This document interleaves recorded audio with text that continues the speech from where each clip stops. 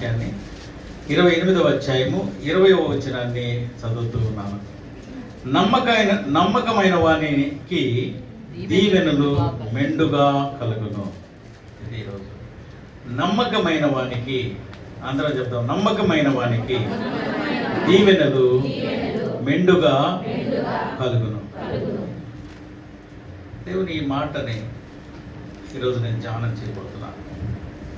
So దేవునికి ఆ నమ్మకమైనటువంటి వాడుగా, దీనికి మనం కనెక్టెడ్గా మరి ఒక వాక్యాన్ని చూస్తే సామెత గ్రంథము 20వ అధ్యాయంలో 6వ వచనాన్ని చదువుతూ ఉన్నాను. 20వ అధ్యాయం 6వ వచనంలో, దయచూపు వానిని కలుసుకొనుట అనేకులకు తటస్థించును, నమ్ముకొనదగిన వాడు ఎవరికి కనబడను. ఈరోజు బైబిల్లో మనం చూస్తున్న మాట, ఏ ఫెయిత్ఫుల్ మ్యాన్, నమ్మకస్తులు. ఆ నమ్మకం అనేటువంటిది దొరకాల. ఈరోజు దేవుడు నమ్మకస్తుల కోసం ఆయన చూస్తున్నటువంటి మాట. దయ చూపే వాళ్ళు దొరుకుతుంటారంట. నేను వాళ్ళ పలానోళ్ళకి మంచి చేశాను, అది చేశాను, ఇది చూశాను. They will express there loyalty, వాళ్ళ గొప్పతనాన్ని మేము అలా చేయగలం, ఇది చేయగలం అని చెప్తారు. తీరా మనం వాళ్ళని నమ్మి ఏదో చేసినప్పుడు మళ్ళా మోసం చేస్తారు. చాలా మందికి జరుగుతుంటాయి. సో వాళ్ళు ఏదైనా విన్నప్పుడు కూడా పలానోళ్ళు బాగా చేస్తారు, అది ఇది అనడం, మనం వెళ్ళగానే అది కొన్నిసార్లు ఫెయిల్యూర్ అయిపోతుంది. కాబట్టి నమ్మకం, ఆ నమ్మకం కలిగినటువంటి వాడు నిజంగా దేవుని వాక్యంలో చెప్తున్న మాట, నమ్మకస్తునికి ఏం కలుగుతుందంట? దీవెనలు. నమ్మకస్తుడు. ఈరోజు దేవుడు కూడా వెతుకుతున్నాడు. సంఘములో ఒక కాపరిగా ఈ పరిచర్యలో ఈ 2025 లేక 24, 25 నుంచి కూడా నేను ఐఎమ్ సర్చింగ్ ఫర్ అంటే నమ్మకస్తులు చేశారంట. అంటే పరిచర్య విషయంలో రాత్రి నేను నా పక్కన భాను ఉంటే మాట్లాడాను. భాను, నువ్వు ఈరోజు ఏమైనా ఇంత పెద్ద మీటింగ్ పెట్టుకున్నావు, చాలా ఖర్చు పెట్టుకుంటున్నావు. నేను టిప్స్లో చెప్తున్నాను, ఒక ప్రార్థన పెట్టాలంటే ఈ నిన్న రాత్రి మనందరం సంతోషపడ్డాం కదా, నో డౌట్, చాలా బాగా జరిగింది, సంతోషపడ్డాం. కానీ కుటుంబాలన్నీ అక్కడికి రాలేకపోయాయి. అక్కడ ఫెయిల్యూర్, ఇక్కడ కుటుంబాలన్నీ రాలేకపోతాయి. కాబట్టి ఇప్పుడు ఆ కుటుంబాలని కదిలించగలిగింది ఆ పరిచర్య యొక్క నమ్మకత్వాన్ని కలిగినటువంటి వాళ్ళు మనలో మరలా ప్రేరేపించబడాలా. So loyalty is different from the faith. నువ్వు చెప్పుకుంటవచ్చు, నేను చేయగలను, కానీ నమ్మకంగా దాన్ని చేయగలిగాడు. రాత్రి మేము గమనించింది, హై స్కూల్ సంఘం నుంచి చాలా తక్కువ వచ్చారు. చెప్పగలిగారా? ఒక శాంతకుమారి మాత్రం వచ్చింది అనుకుంటాను. ఎవరు వచ్చారమ్మా? సౌజన్య. మీకు వచ్చావమ్మా? కనిపించలేదు. సో చాలా కొంతమంది వచ్చారు, ఇంకా కూడా రావాల. ఇంతకుముందు అంటే అవుట్ రీచ్ ప్రేయర్స్ చర్చెస్ ఉండేవి కాదు. నాకు దగ్గర ఇందాక చెప్పాను కదా, 27 కుటుంబాలు ఉండేవి. వాళ్ళని నేను ఇంతకుముందు మేము భోజనాలు సమ్మర్ వస్తే పెట్టేవాళ్ళు, కోటేశ్వరి వాళ్ళు, వాళ్ళ హస్బెండ్ ప్రత్యేకించి భోజనాలు పెడుతుండేవాళ్ళు. ఎంతమంది, ఎన్ని కేజీలు అయ్యేదమ్మా? 7 కేజీల దాకా వెళ్ళేది. అంటే 7 కేజీల భోజనాన్ని అక్కడ సర్వీస్ ఇయ్యగలిగారంటే ఎంతమంది ఉన్నారు? 7 35 కేజీకి 4 వేసుకున్నా, 5 వేసుకున్నా, 7 35 మంది. సో కనీసం 25 మంది ఒక ప్రార్థన అనగానే బిలబిలబిల ముందు వచ్చేసేవాడు.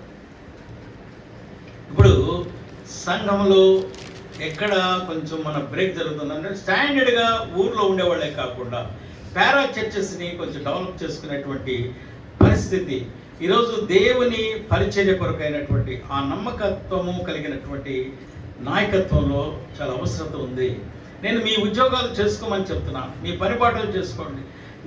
నేను యాజ్ ఏ పాస్టర్గా నేను ఎవరిని కూడా, మొన్న నాకు ఇక్కడి నుంచి వెళ్ళిన పాస్టర్ గారు శాంతమూర్తి నాకు ఫోన్ చేశారు. సార్, మీరు మాట్లాడుతున్నప్పుడు చర్చికి ఎవరైనా గబుకొని రాకపోతే వాళ్ళని మీరు ఎవరు నిందించొద్దు, ఏమైనా అనొద్దు, వాళ్ళని ఎవరికి చెప్పి వాళ్ళని ప్రోత్సహించండి, వాళ్ళ కోసం ప్రార్థన చేయండి అని చెప్పావు.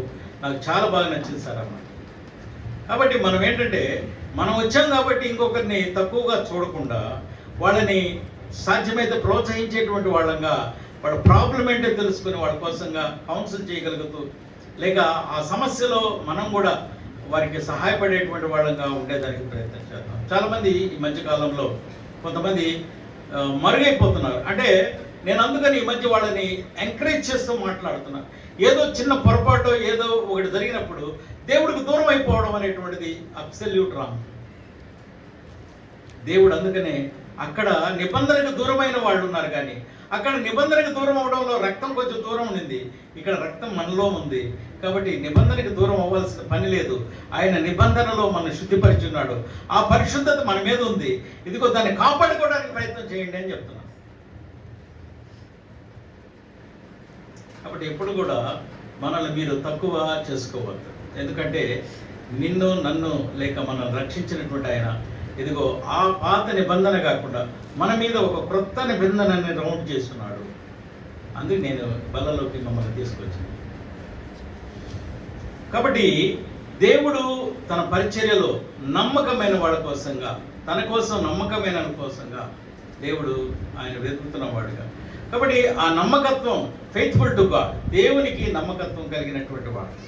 చూద్దాం బైబిల్లో ఆ యొక్క కీర్తనల గ్రంథం 18వ అధ్యాయంలో దావీదు తన పర్సనల్ టెస్టిమోనీ ఒకటి ఇస్తూ ఉన్నాడు. పర్సనల్ టెస్టిమోనీ అది ఏంటంటే 18వ అధ్యాయము 20వ వచనంలో, నా నీతిని బట్టి యెహోవా నాకు ప్రతిఫలం ఇచ్చెను, నా నిర్దోషత్వమును బట్టి నాకు ప్రతిఫలం ఇచ్చెను. యెహోవా మార్గములు నేను అనుసరించుచూ ఉన్నాను. భక్తిహీనుడై నేను నా దేవునిని విడిచిన వాడను కాను. ఆయన అన్యాయ విధులన్నింటినీ నేను లక్ష్య పెట్టుచూ ఉన్నాను. ఆయన కట్టడలను త్రోసివేసిన వాడను కాను. That is the statement. How he was the faithful to God. దేవునికి ఎంత ఎంత విధేయుడుగా ఉన్నాడు. ఒక చిన్న ఎగ్జాంపుల్, ఆయన రాజుగా ఉన్నాడు. దావీదు తన జీవితంలో మిస్టేకే చేశాడు, కానీ అక్కడ తనకున్న అధికారంలో ఆ నాతాను అనేటువంటి ప్రవక్త వెళ్ళి మాట్లాడినప్పుడు ఒక రాజు లేదా వీడు మెడకాయ తీసాడు. సింపుల్ థింగ్ అండి. ఇదిగో బాప్తిస్మం ఇచ్చే యోహాను ఒక హేరోదు విషయంని అనౌన్స్ చేసి వాడు తప్పు చేశాడు అని చెప్పిన దానికి ఆయన మెడకాయని తీపించడానికి ప్రయత్నం చేస్తున్నాడు. హేరోదు సెకండ్ వైఫ్గా తీసుకున్నటువంటి అంటే ఒక కామెంట్ చేస్తే ఇక్కడ ఒక ప్రవక్త విషయంలో ఏమవుతుందంటే, నేను ఇటీవల ఏదో ఒక విషయంలో నన్ను మాట్లాడుతుంటే నేను మొన్న తాడేపల్లిగూడెంలో నేను మాట్లాడాను వాళ్ళతో ఒక పాస్టర్ గారికి. కొన్ని విషయాల్లో అన్నెసరీగా మనం ఎంటర్ కాకూడదయా అని చెప్పాను.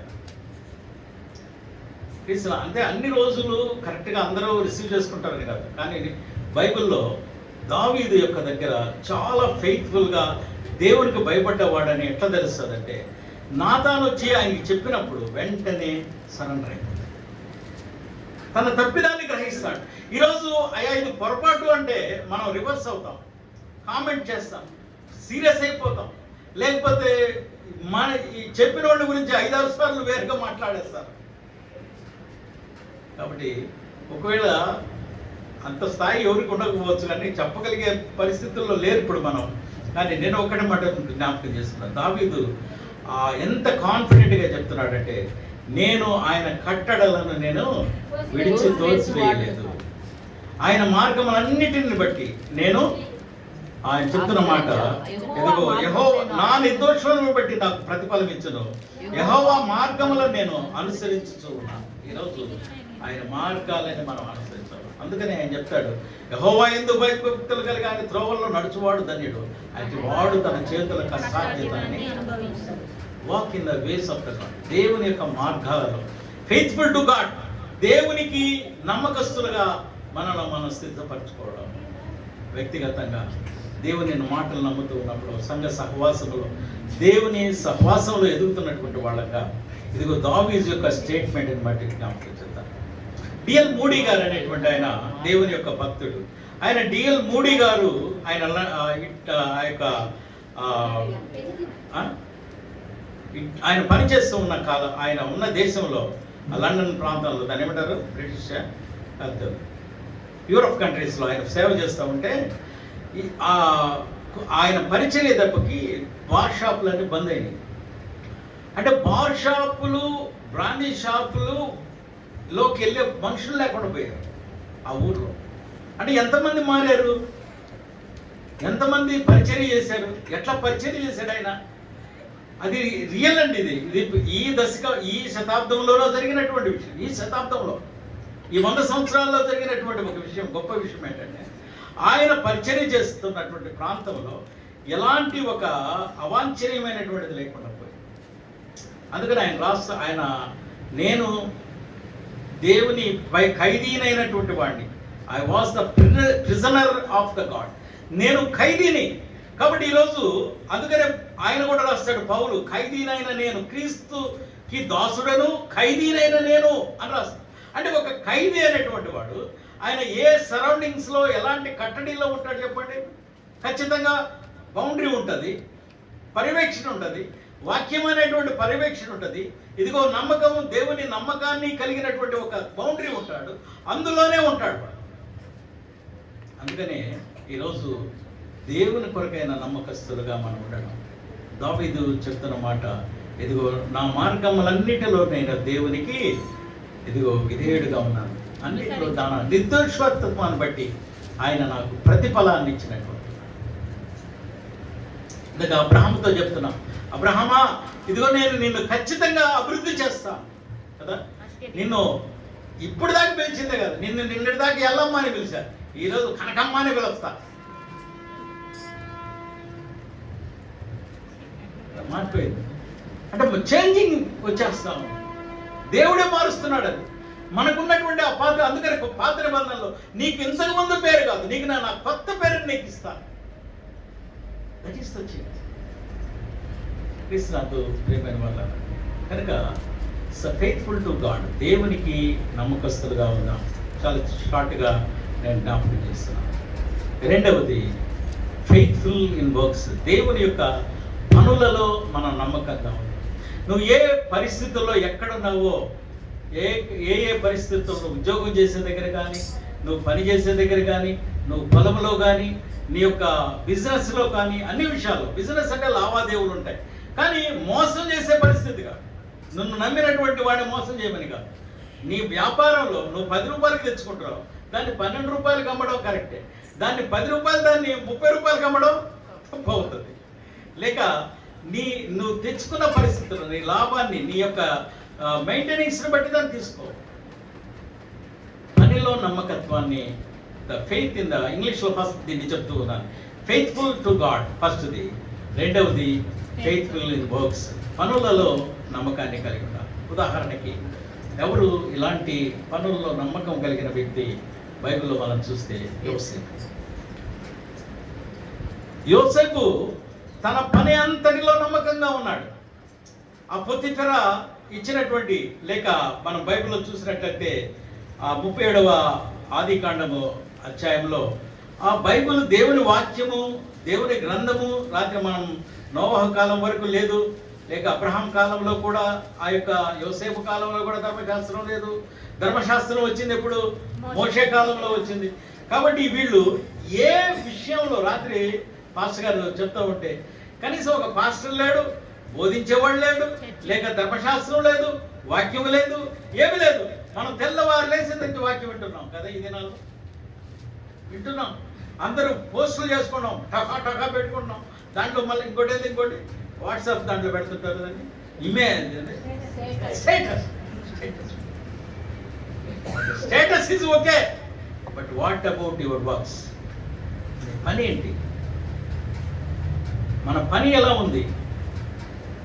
ఆ యొక్క యోసేపుని మనం గమనిస్తే, యోసేపుని ఆమె టెంప్ట్ చేసినటువంటిది, లేక ఆమె మీద దాన్ని తెలుగులో ఒత్తిడి చేసినటువంటి ఒక సన్నివేశం ఉంది.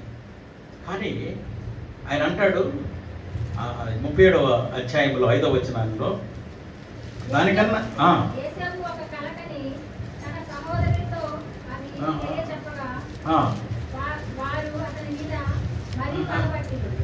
అది కదమ్మా, 39. అయితే అతడు గొప్పక నా యజమానుడు తనకు కలిగినదంతయు నాకు అప్పగించాను కదా, నా వశమున తన ఇంటిలో ఏమి ఉన్నదో అతడు ఎరుగడు. ఈ ఇంటిలో నాకంటే పైవాడు ఎవడునూ లేడు. నీవు తప్ప అతని భార్య అతడు తనకు కలిగినదంతయు యోసేపు చేతికి అప్పగించి తాను ఆహారము తినడు తప్ప తనకేమి ఉన్నదో ఏమి లేదో విచారించేవాడు కాదు. యోసేపు రూపవంతుడును సుందరుడై ఉండెను. అటు తర్వాత అతని యజమానుని భార్య యోసేపు మీద కన్ను వేసి అతనితో చేయించమని చెప్పాను.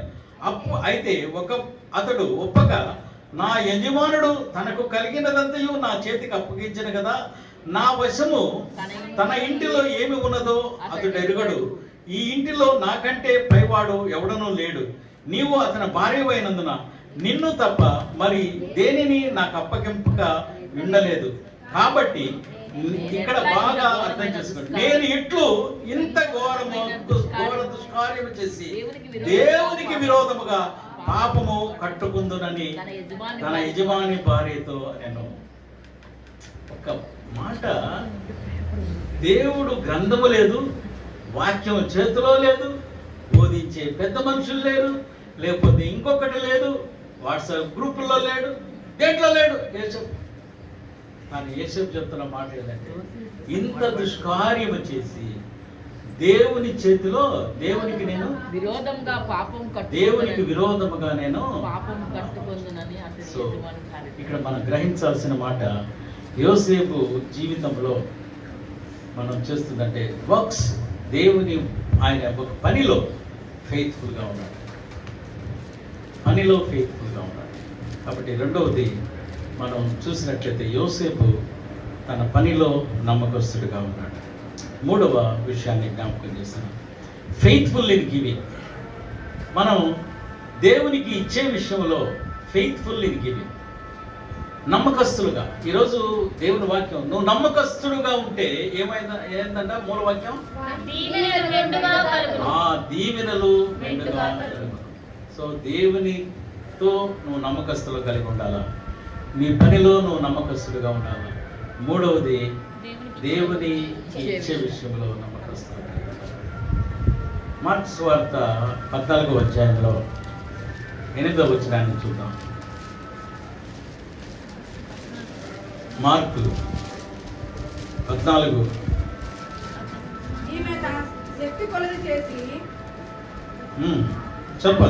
భూస్థాపన నిమిత్తము నా శరీరమును ముందుగా అభిషేకించను. సర్వలోకములో ఎక్కడ ఈ సువార్త ప్రకటింపబడునో అక్కడ ఈమె చేయనది జ్ఞాపకార్థంగా ప్రశంసింపబడునని మీతో నిశ్చయముగా చెబుతున్నాను. ఇది మనందరికీ తెలుసు. ఈమె తన శక్తి కొలది నా భూస్థాపన నిమిత్తం. ఒక్క మాట జ్ఞాపకం చేస్తాను.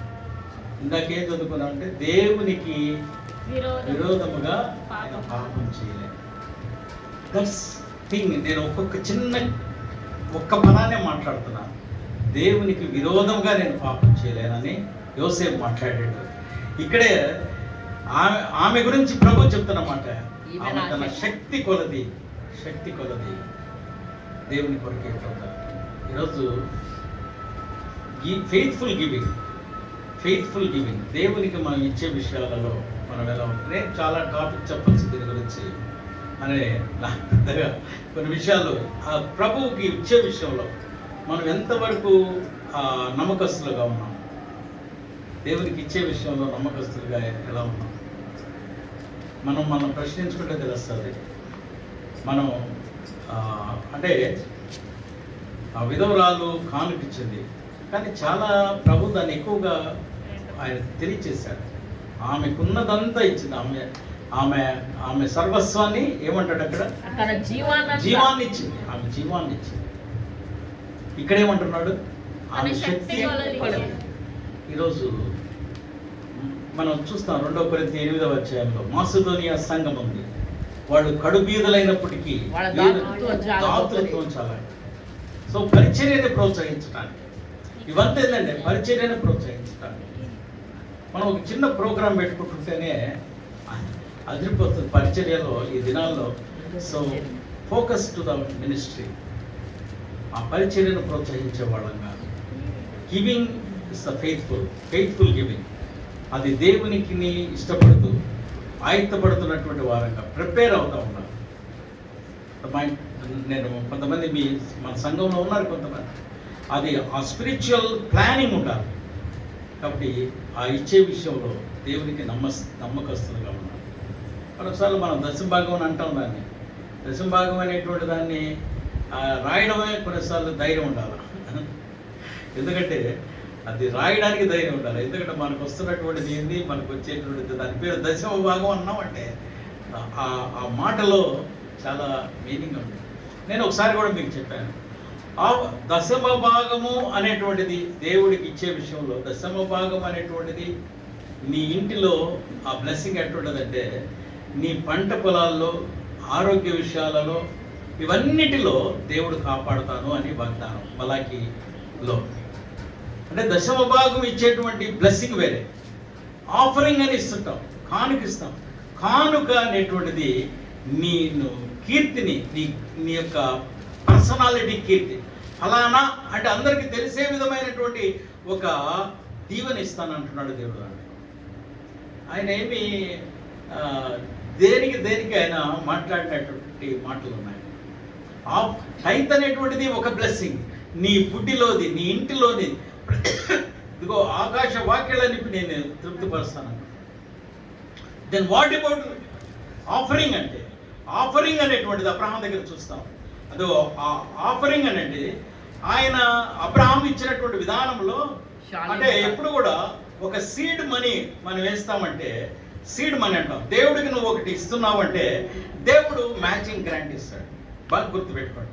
నువ్వు 10 రూపాయలు దేవుని కోసం ఇస్తున్నావంటే దానికి దేవుడు మరో ఒక 10 రూపాయలని, ఈ 10 అడిచావు, ఆయన 20 రూపాయలు దానికి మ్యాచింగ్ గ్రాంట్ ఇస్తాడు. మ్యాచింగ్ గ్రాంట్ అంట. అంటే మనం ఇప్పుడు మీరు పొదుపు దాచిపెట్టుకుంటున్నారు, పొదుపులో 1 రూపాయి వేస్తే దానికి ఏం చేస్తున్నారు, గవర్నమెంట్ కూడా దానికి కలిపి ముందు మీకు లోన్ ఇస్తున్నారు. అంటే ఇక్కడ ఏంటంటే సీడ్ మనీ అంటాం. దాన్ని విత్తనం వేస్తావు, దానికి పైనుంచి కనెక్టెడ్. ఇది మీరు చూస్తున్నటువంటి ఇది ఏదైతే ఇప్పుడు మీరు అనుకుంటున్నారా అవన్నీ ఎక్కడి నుంచి వచ్చినాయో తెలుసా? ఆ యొక్క మైండ్ ఏంటి, వాళ్ళ ఆఫీసర్స్ అయితే వచ్చింది, బైబిల్లో నుంచి తీసుకున్నది. సీడ్ మనీ అనేది ఒకటి ఉంటుంది, మ్యాచింగ్ గ్రాంట్ అనేది దేవుడు ఇస్తాడు. ఇప్పుడు అర్థమైంది. కాబట్టి మనం ఫెయిత్ఫుల్ గివింగ్ అనేటువంటిది చాలా అవసరం. కాబట్టి ఇంకొక మాట బైబిల్లో మనం చూద్దాం. సామెతల గ్రంథం 3వ అధ్యాయము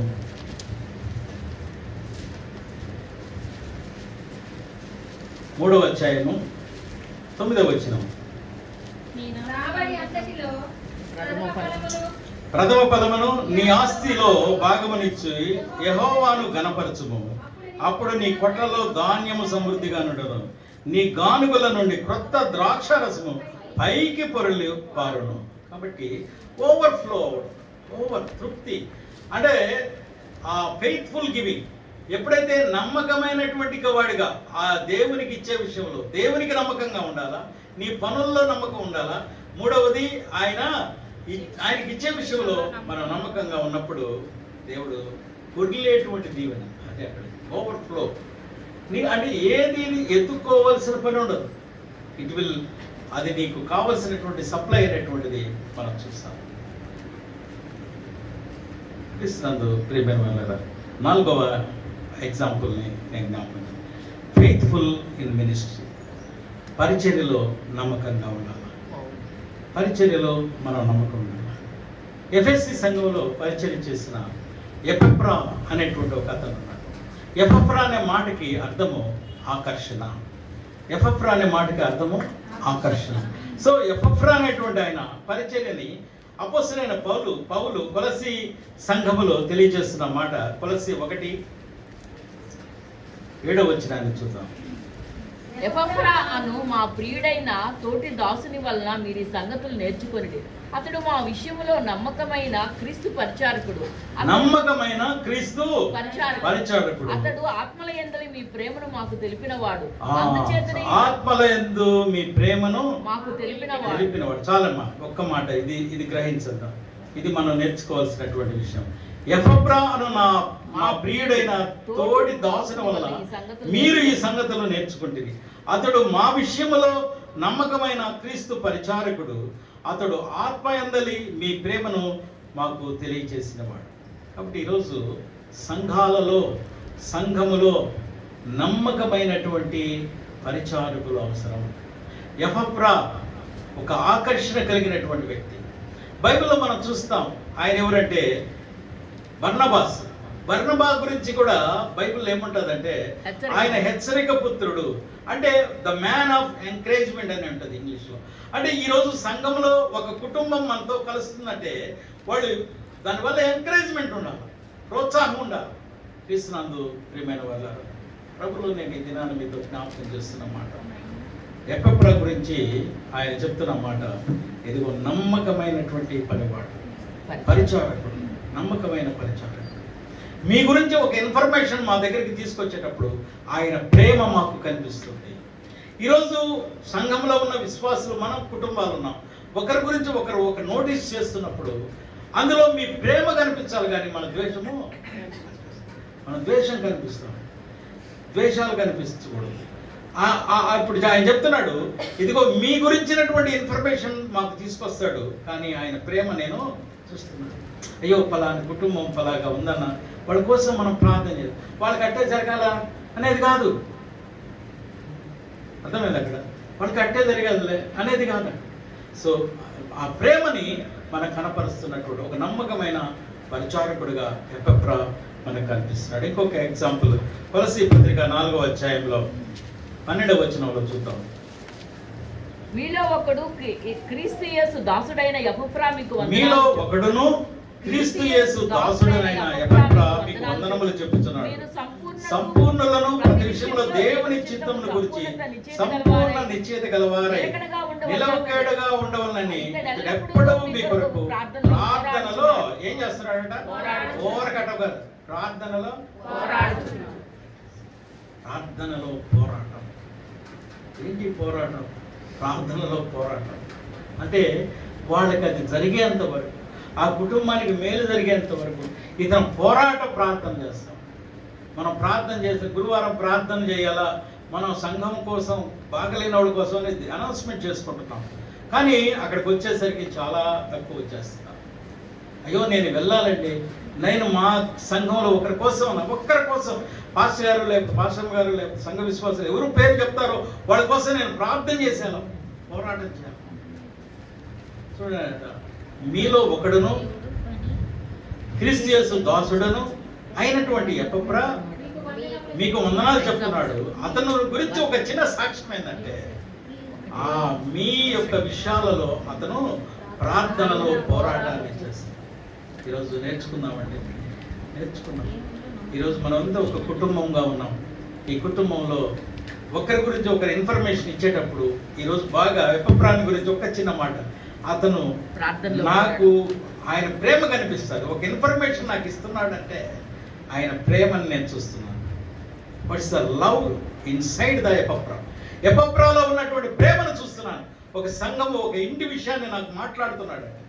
రెండవది, ఆయన దగ్గర నేను చూస్తున్న ఇంకొక క్యారెక్టర్ ఏంటంటే, ఆయన మీకు అందరికీ వందనాలు చెప్తున్నాడు.